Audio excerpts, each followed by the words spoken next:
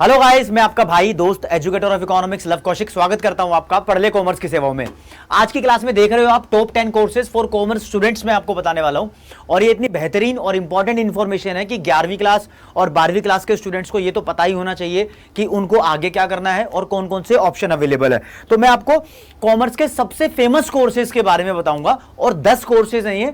तो 10वें नंबर के कोर्स से शुरुआत करते हैं और डिटेल में आपको देना शुरू करूंगा।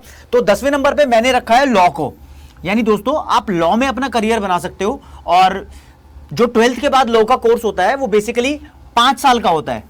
5 साल का होता है, उसको बोलते हैं नॉर्मली BA LLB, या काफी सारी यूनिवर्सिटी में इसका नाम BBA LLB भी रखा हुआ है और कहीं कहीं ये BCom LLB की फॉर्म में भी मिलता है। सारे कोर्स बेसिकली लॉ को बयान करते हैं। 5 इयर्स के कोर्सेज हैं। ये कोर्स कंप्लीट करने के बाद, पूरा करने के बाद आप वकील बन सकते हो, केस लड़ सकते हो। वकील का काम सिर्फ केस लड़ना नहीं होता, कंपनी में एडवाइजर भी होते हैं वकील, कंसल्टेंट भी होते हैं और वकील के बहुत सारे काम होते हैं। ये आगे जुडिशरी की तैयारी करके जज भी बन सकते हैं। गवर्नमेंट सेक्टर में भी वकीलों की जरूरत होती है। तो बहुत बेहतरीन एवरग्रीन प्रोफेशन बोलते हैं वकील को। बाकी ये ग्रेजुएशन यानी कॉलेज के बाद भी लॉ का कोर्स होता है। तो जो ग्रेजुएशन के बाद लॉ का कोर्स होता है उसको सिर्फ LLB बोलते हैं। ये 3 साल का होता है। तो नॉर्मली 3 साल की ग्रेजुएशन और 3 साल की लॉ, तो 6 साल हो गए। इससे बढ़िया 5 साल का यही कोर्स करो ना। काफी सारी यूनिवर्सिटीज इसको कराती है। मैं आपको सिर्फ आज कोर्स के बारे में डिटेल दे रहा हूं, ठीक है, यूनिवर्सिटीज के बारे में नहीं। तो आते हैं 9वें नंबर पे मैंने रखा है BCA। जो लोग ये समझते हैं कि कॉमर्स के स्टूडेंट्स अपना करियर इंफॉर्मेशन टेक्नोलॉजी में नहीं बना सकते, तो उनको मैं बता दूं कि बैचलर ऑफ कंप्यूटर एप्लीकेशन इसकी फुल फॉर्म है। BCA ये बच्चे कॉमर्स वाले भी कर सकते हैं। 12वीं क्लास में अगर आपके पास मैथ्स है तो BCA का कोर्स करना सही रहेगा। मैथ्स नहीं है तो भी आप इस कोर्स को कर सकते हो, एलिजिबल हो। 3 साल का ग्रेजुएशन का कोर्स है, लेकिन मैथ्स की थोड़ी सी ठीक ठाक नॉलेज होनी चाहिए इसके अंदर, क्योंकि कंप्यूटर एप्लीकेशन की जरूरत पड़ती है। यहाँ पर आप डिफरेंट कंप्यूटर लैंग्वेज के बारे में सीखते हो। तो इसमें अगर ये वाला कोर्स करते हो तो कंपनी में आपकी information technology trainer, IT trainer, operation में ऐसे नौकरी लग सकती है, यानी IT डिपार्टमेंट में ही जाओगे।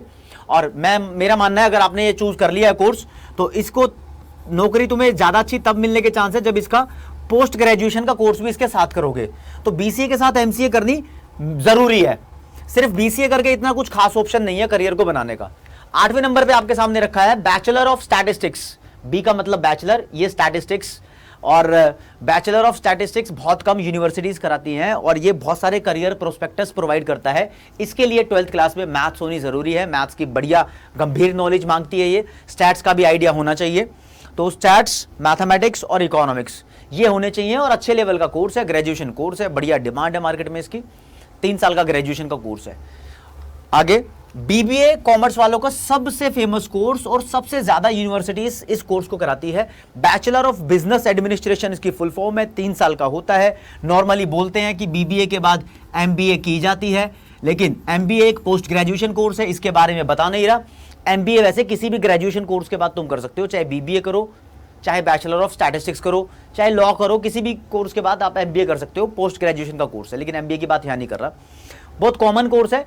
और अगर आपको BBA करना है तो ये डिपेंड करता है कि कौन सी यूनिवर्सिटी से आपने किया है। यूनिवर्सिटी में भी बेसिकली कॉलेज में कौन से कॉलेज में आपने BBA किया है, तो उस कॉलेज से करना यार, जिस कॉलेज का डेटा अच्छा हो, जिस कॉलेज की फैकल्टी अच्छी हो। डेटा मतलब ये कहता हो कि वहाँ पर प्लेसमेंट बहुत बढ़िया है अगर आप BBA के बाद ही नौकरी करना चाहते हो तो। वरना BBA करके आप MBA परस्यू करो तो ज़्यादा बेटर है। MBA तो किसी भी ग्रेजुएशन कोर्स के बाद कर लो। इवन जो इंजीनियरिंग का कोर्स करते हैं, BTech वगैरह करते हैं, वो भी अपनी लाइफ में MBA ज़रूर करते हैं। MBA masters of business administration इसकी फुल फॉर्म है। MBA भी 2 साल का प्रोग्राम है, ज़रूरी है। आगे 6ठे नंबर पे यहाँ पर एक कोर्स मेंशन नहीं है, एक से ज़्यादा कोर्स मेंशन है, जो कि एक लिखा है BCom या इंग्लिश ऑनर्स। यहाँ पर एटसेट्रा भी लिख देता हूँ। बहुत सारे ग्रेजुएशन के कोर्सेज हैं जिसमें BCom को BCom प्रोग्राम भी बोलते हैं। ये आप BCom प्रोग्राम जस्ट ग्रेजुएशन नाम मात्र। यार मैं कहूँगा अपनी राय के अंदर, कहते आज के टाइम में ग्रेजुएशन से करियर इतना ज़्यादा खास नहीं बनता। बन जाता है लोगों का, मतलब ज़्यादातर बंदों का नहीं बनता। क्रीम जो स्टूडेंट का पोर्शन है उनका तो बन जाता है, लेकिन ज़्यादातर स्टूडेंट्स का नहीं बनता। तो ग्रेजुएशन सिर्फ एक शादी की क्वालिफिकेशन है, मतलब शादी के लिए दूल्हा दुल्हन कम से कम ग्रेजुएट तो होने चाहिए। तो उस चीज़ के लिए इंग्लिश ऑनर्स और BCom ऑनर्स का कोर्स मैं मानता हूं, लेकिन इंग्लिश ऑनर्स के बाद काफ़ी सारे स्टूडेंट्स ने करियर बनाया है। कंटेंट राइटिंग में करियर बनाया है, बहुत सारी कंपनी में आर्टिकल्स लिखते हैं। और इंग्लिश ऑनर्स या बीकॉम ऑनर्स अगर आपने कर लिया तो इसके बाद पोस्ट ग्रेजुएशन जरूर करें, एमबीए जरूर करें, और इंग्लिश ऑनर्स के बाद आप पोस्ट ग्रेजुएशन कर सकते हो इंग्लिश में, या फिर एमबीए फिर से कर सकते हो। तो मैं इसको पहली बात तो जो कोर्सेज 10 कोर्सेज बता रहा हूँ रैंक वाइज नहीं बता रहा, मैं टॉप 10 कोर्स बता रहा हूँ। तो आप ये मत समझ बैठना कि 10वें नंबर पे वो है, 9वें नंबर पे वो है, मैं आपको बेस्ट वाले कोर्स बता रहा हूँ।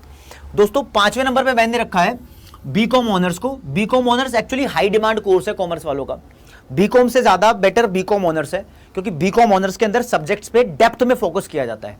अकाउंटेंसी, बिजनेस स्टडीज और इकोनॉमिक्स बीकॉम प्रोग्राम में भी पढ़नी पड़ती है, और बीकॉम ऑनर्स में भी। बीकॉम ऑनर्स में थोड़ा ज्यादा डिटेल में पढ़ना पड़ता है, थोड़ा डीप पढ़ना पड़ता है, इसलिए इस कोर्स को थोड़ा ज्यादा जॉब ओरिएंटेड माना जाता है, ठीक है।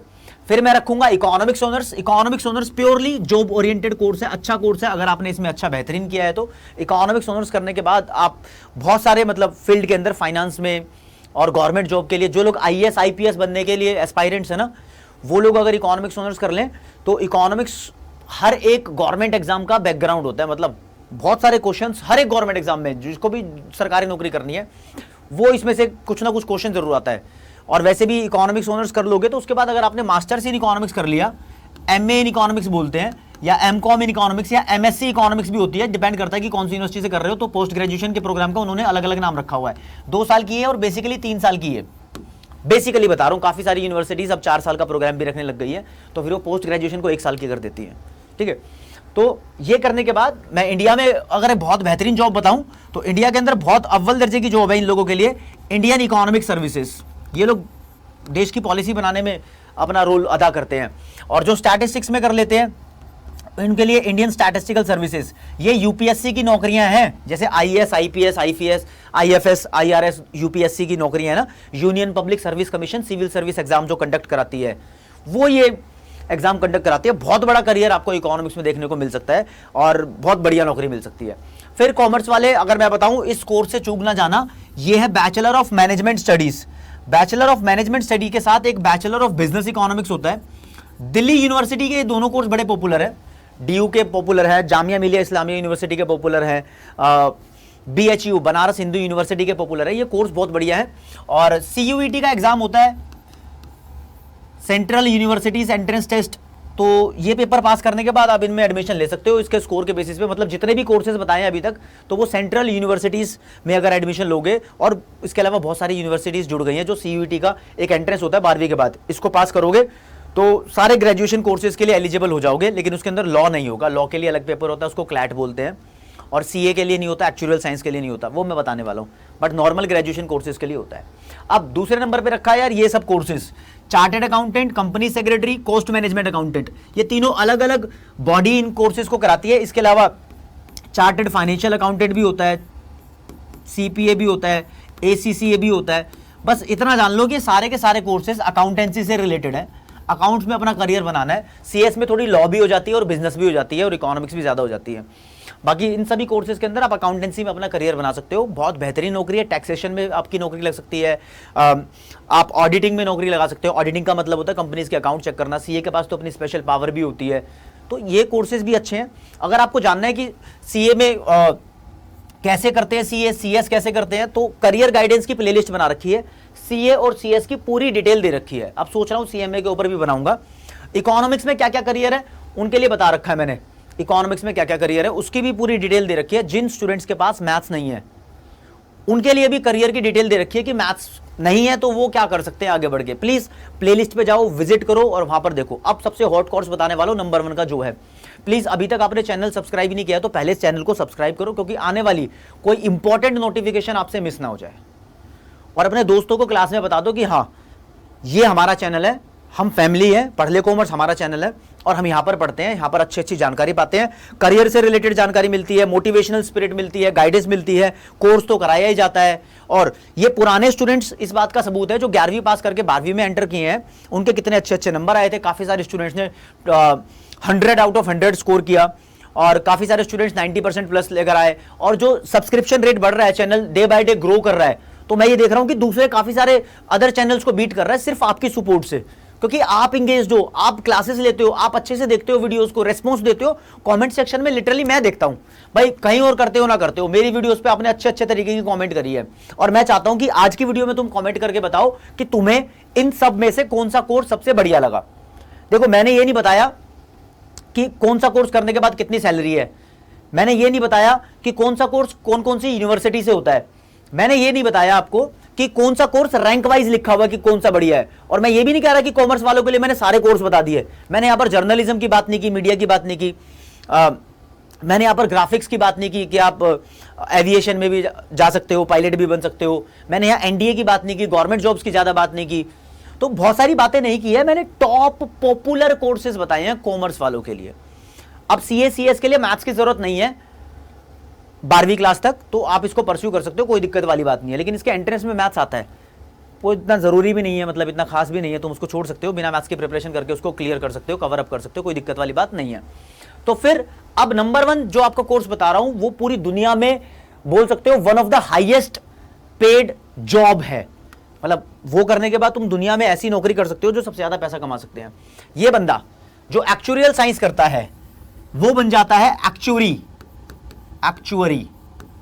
ठीक है ना, एक्चुअरी। यहां पर एक्चुरियल साइंस के अंदर यू के बाद ए भी आना था, ठीक है ना, एक्चुरियल साइंस करने वाला। नाम साइंस है लेकिन कोर्स कॉमर्स का है, और साइंस वालों के लिए भी है जिन लोगों को इकोनॉमिक्स में और मैथमेटिक्स में ज्यादा इंटरेस्ट होता है, खास तौर पे बता रहा हूं, मैथ्स होनी चाहिए 12वीं क्लास में, तब इस कोर्स को करना, वो ये कोर्स कर सकता है, और इस कोर्स को करके अच्छे पैसे कमा सकता है, कंपनी का रिस्क मैनेज करता है। और इस कोर्स के बारे में अगर ज़्यादा जानना है तो अभी रिसेंट ही इसके ऊपर क्लास ली थी, इसके ऊपर वीडियो बनाई थी, आपको प्लेलिस्ट में एक्चुअल साइंस की एक एक डिटेल मिल जाएगी कि कितनी फीस होती है, कहाँ से होता है, कितना पैकेज लगता है, कौन सी कंपनी में नौकरी होती है, सब चीज़ें इसमें बता रखी है, खर्चे से लेकर टाइम तक, कौन कौन बंदा कर सकता है, किसके लिए सूटेबिलिटी है, कैसे कैसे पेपर होते हैं, एंट्रेंस में क्या होता है और क्या क्या होता है, हर एक चीज़, हर एक धागा खोल रखा है एक्चुअल साइंस का।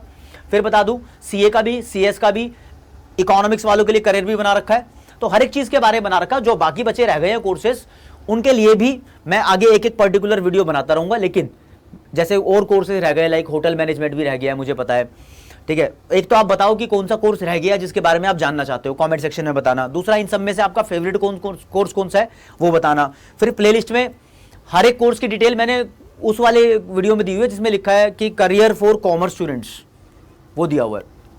तो दोस्तों डिस्क्रिप्शन में वैसे एक लिंक मेंशन किया हुआ जो आपके लिए बहुत इंपॉर्टेंट है, वो लिंक भी आप गूगल फॉर्म उसका भर दो, आप अपना नंबर प्रोवाइड कर दो, वहाँ पर आपको कॉल आके सब कुछ बेहतरीन इन्फॉर्मेशन दी जाएगी। बाकी आज की क्लास में इतना ही। जय हिंद, जय भारत, नमस्कार, धन्यवाद।